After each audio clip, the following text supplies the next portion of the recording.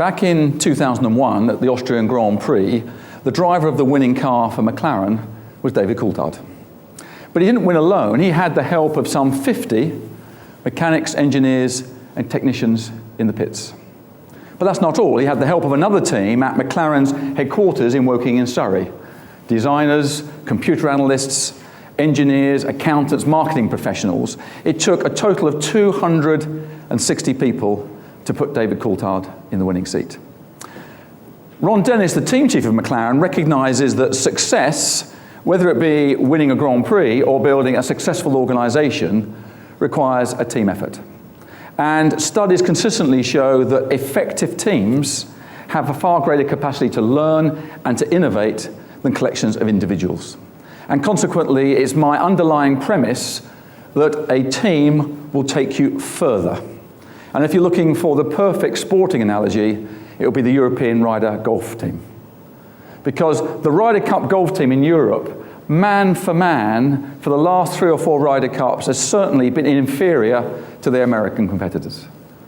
But they're a far more effective team, and that's why they've won 3 in a row. Because you see, within a team, you can play to your strengths, whereas working on your own, you're actually revealing your weaknesses. Contrary to popular practice, building a high-performance team takes a hell of a lot more than throwing together a group of talented people and hoping for the best. In fact, I believe it's one of the toughest challenges you face because it requires the soft skills of management. And let's face it, for many of us, the soft skills are the hard stuff of business. The talk within Reliance will invariably be about numbers, revenues, margins, man-hours, pricing, productivity, profitability. And there's a danger that one gets so fixated on the numbers that you lose sight of the fact that the success of any organization is down just to 3 things. The people you have, the climate you create, and the way those people work together.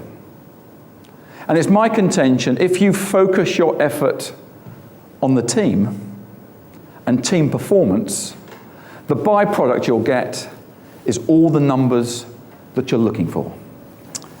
We're facing currently a very pronounced skill shortage, and companies are placing much higher priority on recruiting and retaining the best people.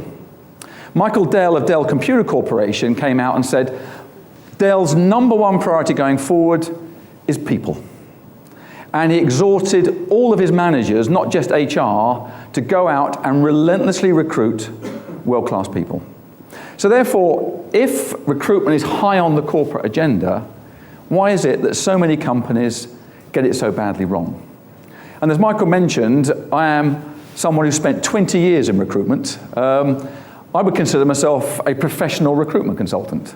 You may consider that an oxymoron, like fun run or business casual. But as a recruiter, I would say there are 3 reasons that companies get it wrong.